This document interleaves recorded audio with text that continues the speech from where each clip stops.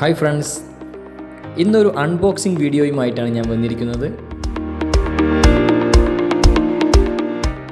എല്ലാ പുതിയ യൂട്യൂബേഴ്സും തീർച്ചയായും കണ്ടിരിക്കേണ്ട ഒരു വീഡിയോ ആണിത്. നമ്മൾ കൂടുതൽ പേരും യൂട്യൂബിലേക്ക് വീഡിയോ അപ്ലോഡ് ചെയ്യാനായിട്ട് നമ്മുടെ സ്മാർട്ട് ഫോൺ തന്നെയാണ് യൂസ് ചെയ്യുന്നത്. പക്ഷെ നമുക്കറിയാം, നമ്മുടെ വീഡിയോസ് പലപ്പോഴായി ജെർക്കിങ്ങും മറ്റും കാരണം അതിൻ്റെ സ്റ്റെബിലിറ്റി നഷ്ടപ്പെട്ട് വീഡിയോയുടെ ക്വാളിറ്റി നഷ്ടപ്പെടാറുണ്ട്. അതിനൊരു പരിഹാരമായിട്ടാണ് നമ്മൾ ഗിംബൽ യൂസ് ചെയ്യുന്നത്.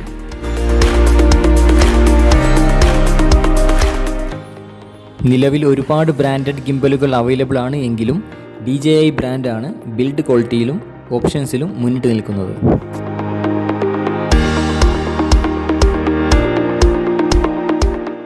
DJIയുടെ ഏറ്റവും ലേറ്റസ്റ്റ് മോഡൽ ഗിംബലായിട്ടുള്ള OM4, അതായത് ഓസ്മോ 4 ആണ് നമ്മൾ ഇന്നിവിടെ അൺബോക്സിങ് ചെയ്യുന്നത്.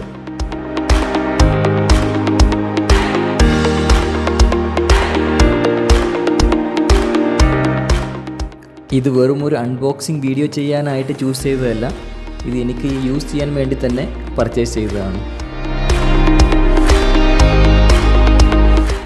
അപ്പോൾ നമുക്ക് അൺബോക്സിങ്ങിലേക്ക് കടക്കാം.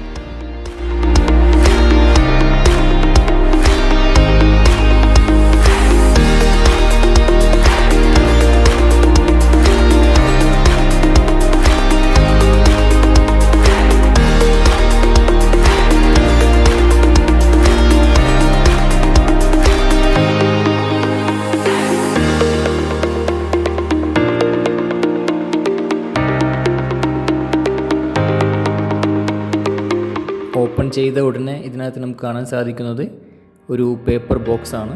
അപ്പോൾ ഇതിനകത്ത് എന്തൊക്കെയുള്ളത് നോക്കാം.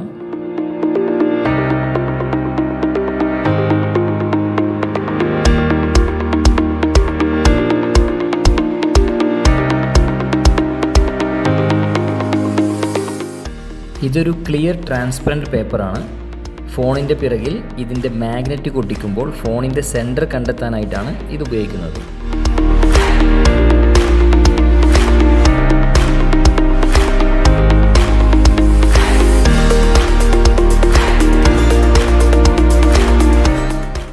ഇതാണ് നമ്മുടെ മാഗ്നറ്റ്.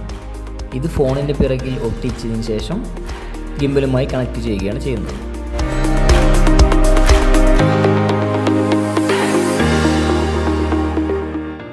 ഇതൊരു സ്ട്രാപ്പാണ്. ഇതിൻ്റെ കൂടെ തന്നെ ഓസ്മോയുടെ DJI ലോഗോ പതിപ്പിച്ചിട്ടുള്ള ഒരു പൗച്ചുമുണ്ട്.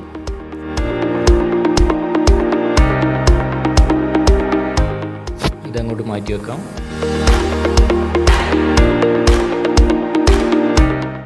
ഇതിൻ്റെ ഒരു ട്രൈപോഡാണ്. സ്റ്റാൻഡ് ചെയ്ത് വെച്ച് നമുക്ക് വീഡിയോ ഷൂട്ട് ചെയ്യാനായിട്ട് സാധിക്കും.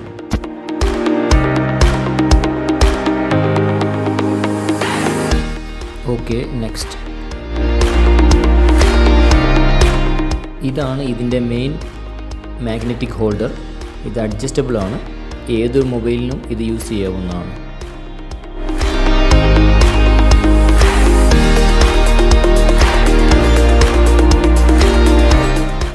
ഇത് ചാർജിങ് കേബിൾ Type-C ആണ് വരുന്നത്.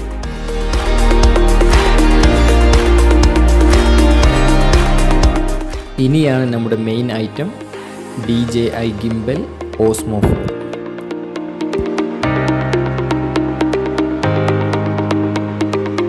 അപ്പോൾ ഇതാണ് നമ്മുടെ ഐറ്റം.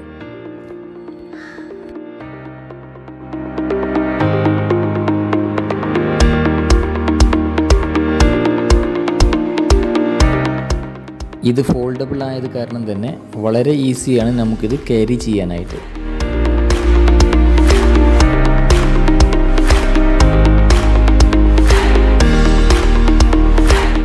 ഇതൊരു USB ഔട്ട്പുട്ട് പോർട്ടാണ്.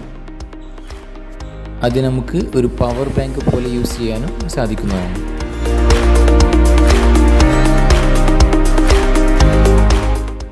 അപ്പോൾ ഓസ്മോ 4ൻ്റെ കൂടുതൽ വിശേഷങ്ങളുമായി അടുത്ത ഒരു റിവ്യൂ വീഡിയോയിൽ കാണാം. അതുവരേക്കും ബൈ.